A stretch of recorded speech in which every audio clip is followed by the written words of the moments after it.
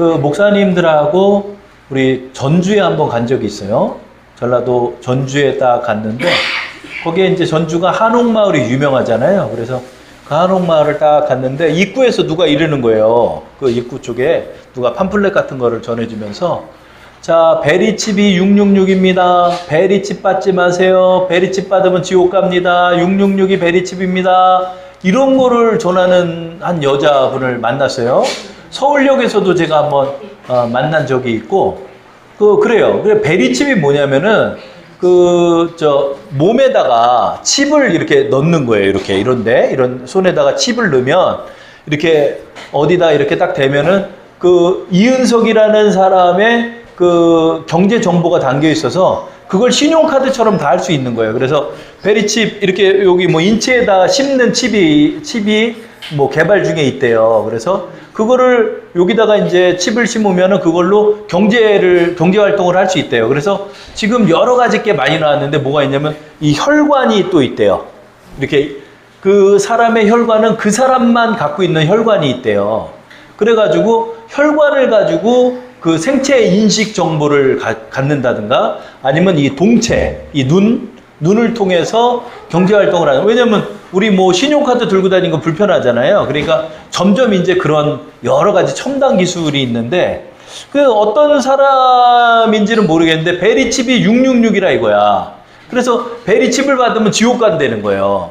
근데 이런 것들이 많았어요. 그리고 제가 요즘은 베리칩 얘기가 많이 나왔는데 옛날에는 뭐가 있었냐면은 한때 요한계시록이 또 90년대 초반에 한참 유행이었어요. 또 그래가지고 90년대 초반에 또 뭐라고 그랬냐면 바코드가 666이다. 그러니까 바코드. 여러분 무슨 제품 보면 이렇게 검정 줄이 있는 거 있잖아요. 그거를 찍잖아요. 그러니까 바코드를 받으면은 그게 666이라고 또 한참 그랬어 또. 그래가지고 그 바코드를 가지면 안 된다는 거예요. 그러니까 뭐 이제 뭐가 바뀌면 바뀔수록 자꾸 이제 그런 걸 받으면 지옥 간다. 뭐 이런 얘기들이 돌아가지고 성도를 자꾸 이제 혼란스럽게 하는데 그런 것들이 왜 나왔는지 우리는 어떻게 인식해야 되는지에 대해서 여러분과 나누는데 그러면 사람들이 왜 그럼 바코드를 받지 마라 또 심지어는 어떤 사람은 신용카드를 쓰면 안 된다 또 베리칩을 받으면 안 된다 뭐 별의별 것들이 많이 있었거든요. 근데 그런 말이 어디서 나왔냐? 자, 요한계시록 한번 다 여러분 한번 펴보십시오. 요한계시록 13장을 한번 펴보세요. 자, 13장 16절. 자, 요한계시록 맨 뒷장 보시면 있죠? 13장 16절에서 18절 말씀을 우리 한번 읽어볼게요. 왜 사람들이 이렇게 666에 그냥 공포를 떠는지, 왜 이렇게 또 666이 왜 자꾸 뭐 신용카드다, 바코드다, 뭐 베리칩이다 이런 얘기가 나오는지 우리 한번 보도록 할게요. 13장 16절부터 18절 다 함께 읽어볼게요. 시작. 그가 모든 자, 곧 작은 자나 큰 자나 부자나 가난한 자나 자유인이나 종들에게 그 오른손에나 이마에 표를 받게 하고 누구든지 이 표를 가진 자 외에는 매매를 못하게 하니 이 표는 곧 짐승의 이름이니 그 이름의 수라. 지혜가 여기 있으니 총명한 자는 그 짐승의 수를 세어보라. 그것은 사람의 수니 그의 수는 666이니라. 아멘. 그러니까 여기서 666이 여기서 나온 거야. 이 말씀에서 나왔는데 여기서 이렇게 보니까 이 표를 이마에다가 666 표를 받은 사람이 있는데 이 표를 못 받으면은 매매를 못하게 한다는 거야. 그러니까 자꾸 사람이 매매 수단에 사람들이 촉각을 곤두세우고 있는 거예요. 그래서 신용카드가 처음 나왔을 때 신용카드를 쓰면은 666이라 그러질 않나. 바코드는 제품의 넘버를 표기하는 그 수단인데 바코드를 받으면 666을 받는다든가. 왜? 매매니까.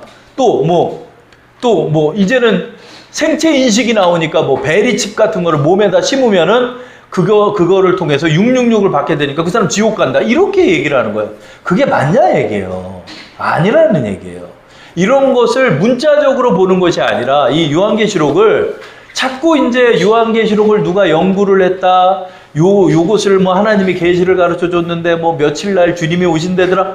다 이게 무슨 문제가 있냐면 이 묵시문학을 너무나 문자적으로만 자꾸 보는 거예요. 14만 4천 명이 하늘에서 찬양을 부른다니까 14만 4천 명만 구원을 받는다는 등 이런 것을 통해서 많은 사람들을 오도하고 있는데, 이 묵시문학은 그렇게 보는 것이 아니라, 묵시문학은 뭐다? 많은 상징과 은유가 담겨 있는 것 속에서 이 상징 속에 담겨 있는 의미를 통해서 마지막 때에는 어떤 일들이 일어날 것인가에 대해서 우리가 마음에 지혜를 가지고 있어서 분별을 하고, 또 이것을 우리에게 경계의 말씀으로 삼아야 한다, 이런 의미가 있는 것이지, 이 말씀 속에 누구만 깨달아가지고 뭐 14만 4천 명이 들어가서 천국에 가고 666이 알고 봤더니 신용카드고, 이런 얼토당토한 말들을 전해서 성도들을 오도하고 있다는 거죠. 전혀 그렇지 않다. 이 666이 도대체 무엇을 말하는지에 대해서 여러분들하고 오늘 나누는 시간을 가질게요. 그래서 제목이 뭐다? 666은 도대체 무엇인가? 자, 13장의 말씀을 한번 펴볼게요. 자, 요한계시록 13장의 말씀은 이제 교회가 환란의 때가 다가와서 이 7년 대환란에 관해서 이제 말들이 많아요. 근데 이 그 후반에 속한 3년 반에 속해서 이 교회를 굉장히 크게 핍박하는 때가 온다는 거죠. 이때 적그리스도가 나타나서 이제 적그리스도가 이제 우상 숭배를 강요하는 그런 때가 온다는 거예요. 이 그 13장은 그 7년 대환란 중에 후 3년 반에 있는 그 큰 환란에 관한 상징적인 말씀을 우리에게 전해주고 있다는 건데요. 자, 13장 1절의 말씀을 우리 한번 읽어보도록 할게요. 13장 1절. 다 함께 시작. 내가 보니 바다에서 한 짐승이 나오는데 뿔이 10이요 머리가 7이라. 그 뿔에는 10 왕관이 있고 그 머리들에는 신성모독하는 이름이 있더라. 이제 환상 중에 바다에서 한 짐승이 일어나는데, 그 짐승의 뿔이 10개고 머리가 7개가 달렸고, 근데 그 뿔 열에다가 10개의 왕관을 달려 있어요. 우리 한번 상상해 보세요. 머리가 7개가 달렸어, 동물이. 머리가 7개가 달렸는데 7개 머리에 10개 뿔이 있는데 그 10개 뿔에 왕관이 있어요. 어때요? 기괴하고 아주 흉측하죠? 이게 뭐죠? 이것이 이제 적그리스도를 상징하는 거예요. 근데 먼저는 요한계시록을 우리가 볼 때 지혜롭게 봐야 되는 게 뭐냐면, 먼저는 요한 사도가 핍박을 받고 있는 그리스도인들에게 용기와 희망을 주기 위해서 쓰여진 글이 뭐다? 요한계시록이라는 거예요. 왜? 이때 이 주후 90년에서 100년 사이에 쓰여진 요한계시록이 로마에 한참 핍박을 받을 때예요. 주후 65년 이후에 네로 황제가 죽고 나서 도미티안 황제나 이런 황제들이 일어나면서 그리스도인들은 엄청나게 핍박을 했어요. 우상을 황제를 숭배하지 않는 자들을 붙잡아다가 그들을 콜로세움 경기장에 세워서 사자의 밥이 되게 하고 십자가에 못 박아 죽이고 불에다 묻어 죽이고 또 고문을 가하고 별의별 짓들을 다 할 때였어요. 그러니까 사람들이 덜덜덜덜 떠는 거예요. 덜덜덜덜 떠는 거야. 왜? 붙잡히면 무조건 죽기 때문에. 이러한 때에 쓰여진 글이 뭐다? 요한계시록이라 해요. 그렇기 때문에 요한계시록의 첫 번째 목적은 뭐다? 말세에 일어날 일에 관한 말씀도 있겠지만, 더 중요한 건 지금이 말세야. 그 당시에 사람들은 지금이 말세일 거 아니에요. 그러니까 이때 우리가 용기를 가져야 한다는 것을 요한 사도가 쓰여졌기 때문에, 이 한 짐승이 그 당시에 그리스도인들을 향해서 뭐를 의미할까요? 이거는 로마를 상징했다는 거. 처음에는 먼저는 로마를 상징하는, 이 로마가 이런 거대한 짐승이 돼서 이스라엘 민족들, 그 중에서 그리스도인들을 엄청나게 핍박하는 때가 온다는 것을 예시로 말씀해 준 거예요. 그리고 실제로 너무나 많은 수백만 명이 죽었어요. 순교를 당했어요. 그렇기 때문에 이러한 때 이 한 짐승은 로마를 상징한다 할 수 있겠지만, 이 말씀은 또한 어떤 말씀이 된다? 현대를 살아가는 우리에겐 종말론적 말씀이 되잖아요. 그렇기 때문에 우리의 미래에 있을 우리에게 묵시적인 말씀이 되기 때문에, 이것은 우리에게 있어서는 어떤 거다? 어떤 로마와 같이 강력한 힘을 가진 어떤 존재가 일어난다는 거야. 강력한 힘을 가진 존재가 일어난다. 그래서 옛날에 이게 10개 뿌리라고 그러니까 뭐라고 그러냐면 저 로마의 EU에서 그 유럽에서 EU에서 나오는 사람이 적그리스도라 이렇게 해석을 하고 그거 강의하러 다닌 목사들 엄청 많았어요. 근데 지금 EU가 지금 살아났어요? EU 다 죽었잖아. 지금 오히려 중국이 일어났잖아. 그러니까 뭐 이 용이래니까 중국이 또 용이잖아. 그러니까 이번에 중국이 일어나. 그러니까 이런 식으로 자꾸 갖다 붙이면 안 된다니까. 묵시문학은 이게 중국이야, 이게. 중국이 일어나. 이런 식으로 해석해가지고 얼마나 많은 성도들을 헷갈리게 만들었어요, 목사들이.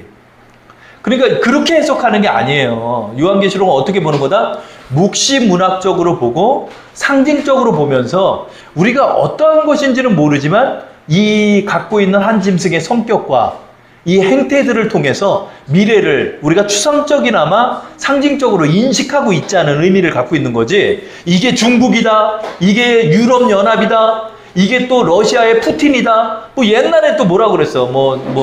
옛날에는 또 뭐 히틀러다. 그 다음에 스탈린이다. 1940년대는 또 그렇게 얘기했어요. 이거를. 근데 그거를 전부 다 날짜를 붙이다가 해석하다가 다 틀렸어, 지금. 다 틀렸어, 지금. 맞은 사람 한 명도 없어. 뭐 요한계시록 깨달았다는 목사 얘기하는 거 치고 맞은 게 하나도 없어. 그 결론이 뭐예요? 다 틀렸다는 거예요. 이제 지쳤어. 저도 많이 쫓아다녀 봤어요. 다 지쳤어. 아, 묵시문학은 그렇게 보는 게 아니구나. 그래서 결론이 난 것이 뭐다? 이것은 상징과 은유로 이해할 필요가 있는 거예요. 자, 그러면 이 한 짐승이 누구다? 먼저 10개의 뿔이 있으니까 이 10개가 무슨 연합된 10개 국가 이렇게 이해하는 게 아니라 뿔은 뭐를 상징해요? 그 권력과 권세를 상징하잖아요. 그렇죠? 왕관은 또 뭐를 상징해요? 왕이 왕관을 쓰잖아요. 그러니까 이런 어떤 강력한 연합적 국가와 권력을 가진 어떤 것이 일어난다는 거예요. 이 한 짐승이. 그래서 그들의 성격이 어떻다? 2절을 한번 읽어볼게요. 시작. 내가 본 짐승은 표범과 비슷하고 그 발은 곰의 발과 같고 그의 입은 사자의 입 같은데 용이 자기 능력과 보좌와 큰 권세를 그에게 주었더라. 여기서 이제 용은 뭘 상징한다? 마귀를 상징하죠. 마귀가 그에게, 그라고 표현하고 있어요. 그에게 권세를 줬다는 거야. 근데 이 강력한 어떤 세력이 모습이 어떻다? 얼굴은 표범 같대잖아. 얼굴은 표범을 한번 상상해 보세요. 표범 같고 발은 곰발바닥이야. 근데 입은 사자처럼 이렇게 크대. 아주 귀괴하고 잔인무도하게 생겼죠. 그러니까 먼저 표범은 뭐죠? 잔인하고 사납죠. 이 성격이 어떻다? 잔인하고 사나운 국가 내지 어떠한 지도자라는 뜻이죠. 발은 뭐죠? 곰이 뭐죠? 곰은 느리지만 엄청난 괴력을 갖고 있잖아요. 그러니까 강력한 힘을 갖고 있다는 뜻이고. 그 다음에 이 사자의 입은 어때요? 이거는 물고 뜯는 강력한 턱을 갖고 있잖아요. 그러니까 이 강력한 힘과 또 공포를 상징하죠. 그래, 이 사자가 이 포효를 하면 다들 무서워 덜덜 떨죠. 이런 존재라는 거죠. 그런데 용이 자기의 능력과 보좌와 그 권세를 그에게 줬다는 거예요. 이 적그리스도라는 어떤 세력인지 어떤 지도자인지는 모르지만 그 한 짐승에게 주었다는 거예요. 자, 그래서 어떻게 되죠? 3절 읽어볼까요? 그의 머리 하나가 상하여 죽게 된 것 같더니 그 죽게 되었던 상처가 나오매 온 땅이 놀랍게 여겨 짐승을 따르고 그 짐승이 하나의 머리가 7개잖아요. 7개의 머리인데 하나의 머리가 어떻게 상했다는 거야. 뭐 상했는데 이게 치유를 받았다는 거야. 그러니까 어떤 그 치유의 이런 능력이 있어가지고 이 사람들을 오도하는 거예요. 그래서 이 적그리스도라는 존재가 어떤 존재인지는 모르는데 기적과 이사를 베풀 수도 있다는 거예요. 그리고 사람들이 막 그 죽었다가 살아나고 막 이러니까 막 이 사람들에 이 존재에 대해서 따르기 시작했다는 거죠. 근데 이것은 또 뭘 모방한 것이다? 이것은 예수 그리스도의 십자가를 모방하는 거예요. 사단은 모방의 귀재예요. 귀재야. 그래가지고 여러분 그걸 다 따라서 하는 거예요. 하나님 흉내를 내는 거야. 여러분 우리는 의의 면류관을 쓰잖아요. 얘는 10개의 뿔에다가 왕관을 쓰고 있는 거야. 그러니까 이 하나님의 것들을 다 흉내내요. 여러분 흉내를 내요. 이런 것들을 우리가 기억해야 돼요. 근데 사람들을 미혹한다는 거죠. 4절 읽어볼까요? 시작.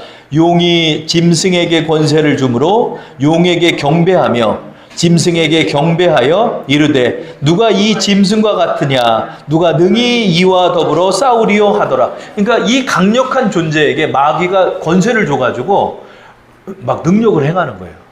이 능력을 행하니까 이 사람들이 그를 경배하는 거예요. 그를 이제 하나님으로 경배하기 시작한다는 거예요. 이러는 시대가 온다는 거예요. 이러한 때가 온다는 거죠. 그렇죠? 그런데 이것을 어떻게 한다? 자, 5절 다 함께 읽어볼게요. 시작. 또 짐승이 과장되고 신성모독을 말하는 입을 받고 또 42달 동안 일할 권세를 받으니라. 그러니까 뭐 3년 반 얘기가 이제 여기서 나오는 거예요. 그래서 42달을 12달로 쪼개보세요. 그러면 3년이면 36개월이죠. 42개월은 어떻게 돼요? 3년 반이 되잖아요. 그렇죠? 3년 6개월이 되는 거잖아. 그러니까 이게 3년 반이라는 거야. 이때가 3년 반이 된다는 거야. 자, 12장 한번 보세요. 이때는 전 3년 반. 그러니까 여러분 보세요. 3년 반이 합쳐서 7년이 되잖아요. 그러니까 12장은 7년 대환란 중에 3년 반을 뜻하고 13장은 후 3년 반을 뜻한다는 거야. 그러면 12장에 3년 반이라는 표현이 어디 있어요? 자, 12장 6절 말씀 한번 읽어볼게요. 12장 6절 다 함께 시작. 그 여자가 광야로 도망하며 거기서 1260일 동안 그를 양육하기 위하여 하나님께서 예비하신 곳이 있더라. 1260일을 월로 연으로 계산하면 이게 또 3년 반이 되는 거야. 무슨 말인지 알겠죠? 그러니까 전 3년 반은 좀 유한 핍박이 있고 후 3년 반은 아주 잔혹한 핍박이 일어나는 때가 온다는 거예요. 이때가 정말 말세가 되는 때가 되는 거예요. 근데 여기서 이제 전 3년 반에는 그 여자는 바로 이제 교회를 상징하는 거예요. 이 교회를 핍박할 때 1260일간 하나님이 보호하시고 인도하신다는 거죠. 그 표현이 또 어디 있다? 12장 14절 말씀 다 함께 합독해 볼게요. 그 여자가 큰 독수리의 두 날개를 받아 광야 자기 곳으로 날아가 거기서 그 뱀의 낯을 피하여 한 때와 두 때와 반 때를 양육받으매. 여기서는 이제 뭐라? 한 때와, 저 보세요. 한 때와 두 때와 반 때를 합치면 몇 때가 돼? 3년 반이 되잖아. 한 때, 두 때, 반 때니까. 그러니까 이걸 3년 반으로 표현하는 거야. 그래서 3년 반과 3년 반의 때가 오는데 우리가 나누고 있는 13장은 후 3년 반, 가장 핍박이 잔혹해질 때, 이때를 이제 표현하고 있다는 거죠. 그래서 이렇게 그 13장 5절을 보면 42달 동안 일할 권세를 받았다 그런 거죠. 42달이 뭐다? 3년 반 동안 이 적그리스도가 이제 활동을 하는 거예요. 그래서 이제 사람들을 어떻게든 미혹하는 거야. 근데 마귀가 권세까지 줬어. 이 권세는 나라적 권세가 있고 그 다음에 개인적 권세가 있는 거야. 그래서 막 슈퍼 히어로 같이 나타나지 않을까. 그래서 막 기적도 행하고 막 정치적으로도 막 행해서 나라를 규합해가지고 어떤 강력한 세력을 이끌 수 있다는 거죠. 그죠? 그러니까 이런 때가 있었죠. 어느 때죠? 예전에 중세시대 유럽을 보면 로마의 황제가 권력도 갖고 있고요. 신권도 갖고 있어가지고 자기 맘대로 왕을 뽑고요. 자기 맘대로 마녀심판이라고 그래서 뭐 아무나 막 다 죽이고 이런 때가 있었어요. 중세의 그 암흑기 500년 동안. 이 중세의 암흑기의 적그리스도는 누구였다? 그때는 황제였어요. 로마 황제, 아니 로마의 교황이 적그리스도였어요. 그래서 여러분 그 흑사병이 돌아가지고 유럽 인구의 3분의 1이 다 죽어요. 흑사병이 돌아가지고 얼굴이 시꺼멓게 변하는 병이 흑사병이야. 쥐를 통해서 옮겨졌던 그런 때가 있었어요, 여러분. 사람들이 그냥 덜덜덜덜 떠는 때가 있었어요. 그때 유럽 사람들 다 죽었어, 그때. 그런 때를 지나서 또 제1차, 2차 세계대전 때가 또 있었죠. 그죠? 그러나 제1차, 2차 세계대전은 그 제국주의적인 전쟁이었지 교권을 잡고 있지는 않았잖아요. 신성을 모독하지는 않았잖아요. 그죠? 그러니까 그때가 이때랑은 좀 다르다는 거죠. 근데 그때도 두려웠기 때문에 사람들이 그때 또 말세라고 생각했던 사람도 많아요. 1차, 2차 세계대전 때도. 그런데 자, 이 말씀을 한번 보면 42달 동안 일할 권세를 누구에게 받았다? 용에게 받았다는 거죠. 그래가지고 이제 속이는 거예요. 그런데 자, 6절 보면 한번 읽어볼까요? 짐승이 입을 벌려 하나님을 향하여 비방하되 그의 이름과 그의 장막 곧 하늘에 사는 자들을 비방하더라. 그러니까 이제 하나님을 비방하고 하나님을 비판하고 그리고 자기를 우상화하는 이러한 때가 온다는 거죠. 그래서 이러한 때가 이루어지고 있는 것입니다. 자, 7절 읽어볼까요? 또 함께 시작. 13장 7절. 또 권세를 받아 성도들과 싸워 이기게 되고 각 족속과 백성과 방언과 나라를 다스리는 권세를 받으니. 그러니까 여기서 이 말씀을 보면 뭐예요? 이제 한 어떠한 그 존재가 나오는 것도 있겠지만 이것이 나라와 족속과 방언을 이겼다는 건 뭐예요? 이게 전쟁을 통해서 그들을 그냥 규합할 정도의 강력한 어떤 국가가 만들어질 수 있다는 거죠. 그렇죠? 이건 이제 완전 국가적인 거예요. 예전에 로마 네로 황제의 핍박은 어때요? 로마 내에서의 그런 핍박이었다 하면 이때는 전 세계적인 핍박이며 우상 숭배가 이루어지는 때가 온다는 거죠. 자, 8절 다 함께 합독할게요. 시작. 죽임을 당한 어린 양의 생명책에 창세 이후로 이름이 기록되지 못하고 이 땅에 사는 자들은 다 그 짐승에게 경배하리라. 근데 이때가 되면 배교를 해가지고 이 적그리스도를 경배하는 거예요. 하나님으로 경배하는 거예요. 지금의 북한처럼 수령님을 다 경배하는 거예요. 다. 이런 식으로 전 세계가 이 적그리스도를 하나님처럼 여기고 경배하는 때가 온다는 거예요.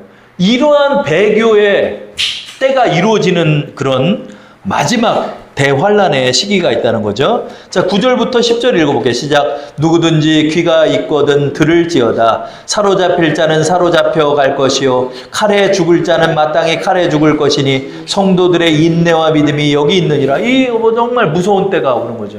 이런 무서운 때에 배교하지 않으면 죽는 거야. 배교하지 않으면 죽고 경배하지 않으면 죽는 때가 오는 거예요. 근데 이것으로 끝나는 게 아니라 또 다른 짐승이 땅에서 이루어지는 거예요. 자, 11절 말씀을 한번 읽어볼게요. 시작. 내가 봄에 또 다른 짐승이 땅에서 올라오니 어린 양같이 두 뿔이 있고 용처럼 말을 하더라 그래요. 자, 첫 번째 짐승은 바다에서 일어났는데 표범같이 생겼고 머리가 7개가 달렸대. 근데 두 번째 짐승은 어떻다? 땅에서 올라오니 그랬죠. 11절 보세요. 땅에서 올라왔는데 어린 양 같아. 얼굴은 어린 양 같은 거야. 이쁘게 생겼어. 어린 양 어때요? 얼마나 순하고 착하고 좋게 보여요. 이렇게 어린 양의 탈을 쓴 존재가 딱 나는 거예요. 그러니까 처음에 한 짐승은 완력과 권세로서 짓누르고 우상숭배를 강요한다면 두 번째는 광명한 천사의 빛으로 나타나는 거야. 왜? 어린 양이 얼굴을 하고 있어. 근데 뿔이 달렸네? 근데 말은 또 용처럼 한대. 어린 양은 음메 이래야 되잖아요. 근데 용처럼 말을 한다는, 불을 뿜으며 말한다는 거예요. 그러니까 강력한 존재인데 이 존재는 뭐다? 이 존재는 두 뿔이 있다는 건 뭐죠?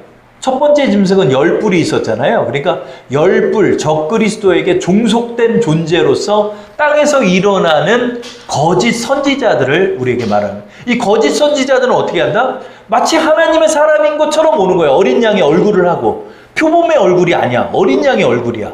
그러니까 이들은 바로 그리스도를 모방하는 거예요. 왜냐하면 어린 양을 보라, 세상죄를 지고 가는 어린 양을 보라. 세례 요한이 예수님을 보고 그런 표현을 했잖아요. 그러니까 이게 뭘 흉내내는 거야? 그리스도를 흉내내는 거야. 그리스도를. 거룩하고 얼굴에는 완연한 미소를 지으면서 한없는 인애와 자비를 가진 것처럼 하면서 근데 또 말은 용처럼 해. 그러니까 또 권세와 능력이 또 있어. 완전 껌뻑 죽는 거야. 여러분, 한 목사가 딱 일어나더니 얼굴은 막 정우성처럼 잘생겼는데 너무나 인자하고 사랑이 넘치고 방송에 나올 때면 막 아픈 사람을 보듬어주고 근데 막 사람 병도 고치고 막 죽은 사람 살리고 막 이래. 이러면서 다른 복음을 전하는 거야. 이게 뭐다? 거짓 선지자라고. 자, 이게 또 다른 방법으로서 이 마지막 때에 이 거짓 선지자들이 이루어지는데 이들은 적그리스도에게 종속된 자들이, 그러니까 똑같은 존재라는 거예요. 똑같은 존재들이 이런 거짓된 존재들이 나오는데, 용처럼 말한다는 게 뭐예요? 이 천하를 꿰고 속인다는 거예요. 근데 이렇게만 하면은 속지는 않겠지만 능력까지 있어. 12절 말씀 볼게요. 시작.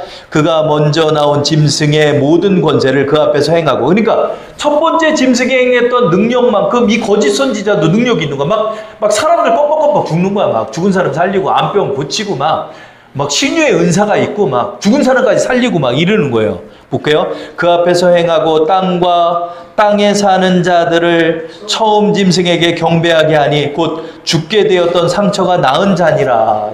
이런 큰 이적을 행하면서 적그리스도를 경배하게 하는 거야. 적그리스도를 경배하게 하는 거야. 근데 이 두 번째 짐승이 이적을 행하고 어린 양의 모습으로 나타나지만 계속 미혹해서 적그리스도를 경배하게 한다는 거죠. 그렇죠? 12절에 처음 짐승에게 경배하게 한다니까 이게 적그리스도니까. 자, 13절 다 함께 읽어볼게요. 큰 이적을 행하되 심지어 사람들 앞에서 불이 하늘로부터 땅에 내려오게 하고. 야, 이 기적이 누구야? 하늘에서 불 떨어지게 한 사람이 누구야? 구약에 있었잖아요. 엘리야가 바알 선지자들과 붙었을 때 하늘에서 기도를 했더니 불이 떨어져가지고 제사에 불이 붙었잖아요. 누가 이걸 한다? 이게 두 번째 짐승이 하늘에서 불이 떨어지게 한다는 거야. 야, 여러분, 그러면 사람들 껌뻑 죽지 않겠어요? 보세요. 13절. 큰 이적을 행하되 심지어 사람들 앞에서 불이 하늘로부터 땅에 내려오게 하고. 14절. 짐승 앞에서 받은 바 이적을 행함으로 땅에 거하는 자들을 미혹하며 땅에 거하는 자들에게 이르기를 칼에 상하였다가 살아난 짐승을 위하여 우상을 만들게 하더라. 그래, 막 죽었다가 막 살아나게 한다. 그런데 이제 거대한 우상을 만들어가지고 그 앞에 절을 하라. 그 우상이 누구야? 적그리스도죠. 적그리스도 앞에 절을 하라고 하는 거예요. 이제 강요를 하는 거예요. 자, 15절 다 함께 읽어볼게요. 시작. 그가 권세를 받아 그 짐승의 우상에게 생기를 주어 그 짐승의 우상으로 말하게 하고 또 짐승의 우상에게 경배하지 아니하는 자는 몇이든 다 죽이게 하더라. 그러니까 여기서 우상을 만들었는데 막 우상이 말을 한대. 무섭죠?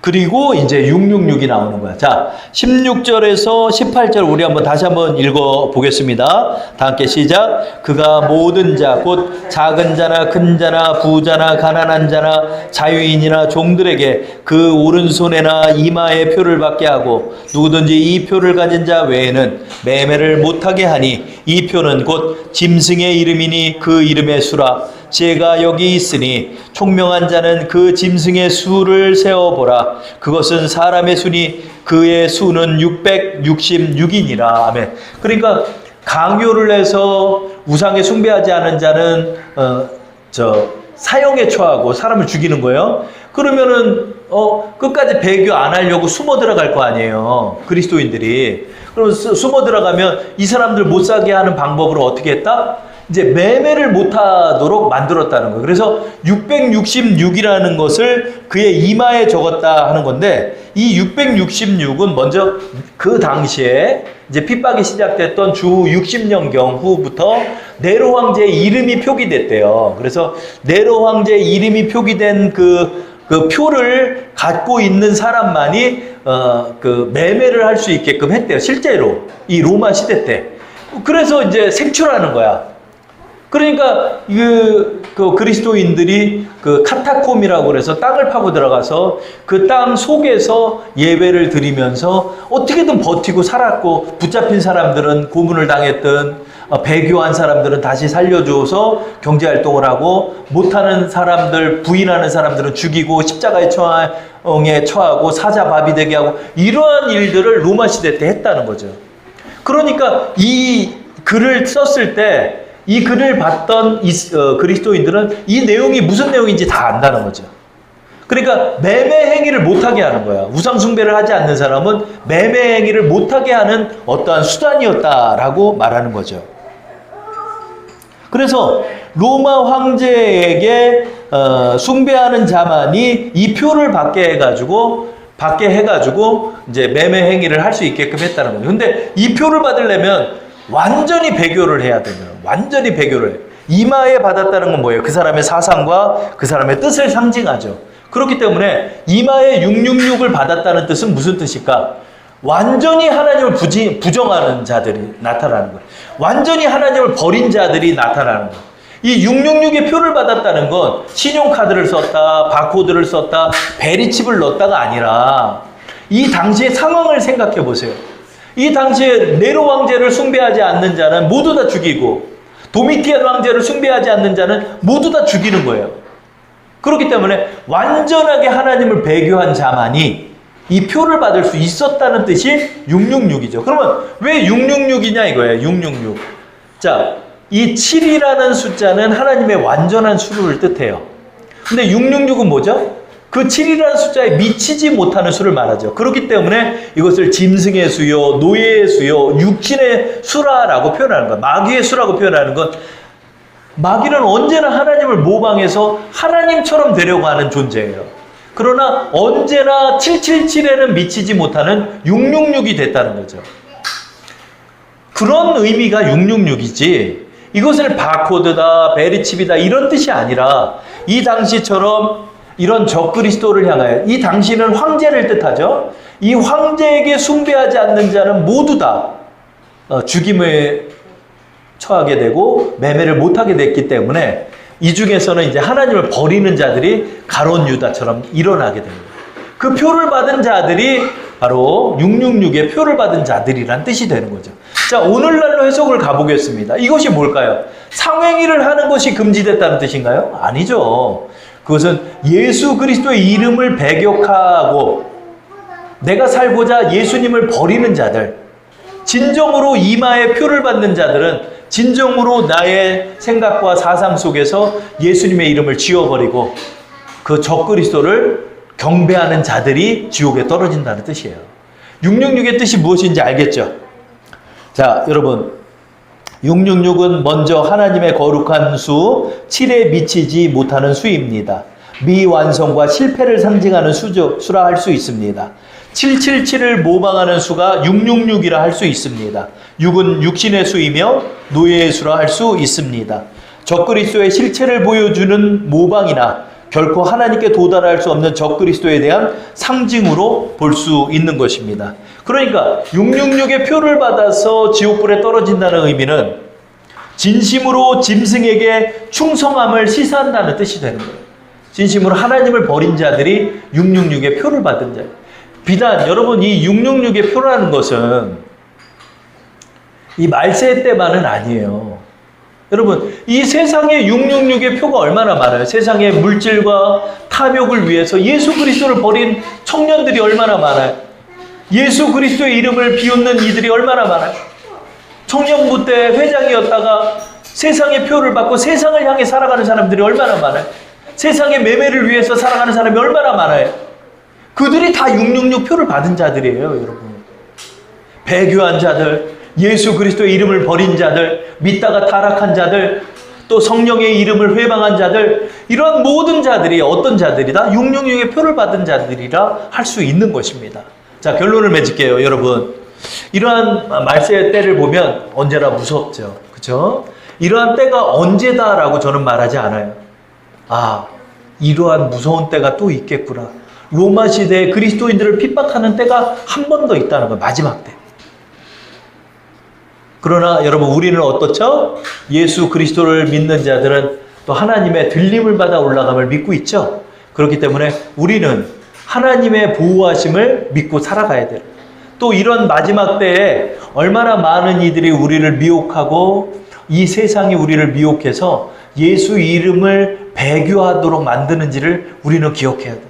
그렇기 때문에 우리의 마음에 경계로 삼아서 우리가 이런 믿음을 지키면서 그렇게 살아가는 우리 모두 돼야 하는 것입니다.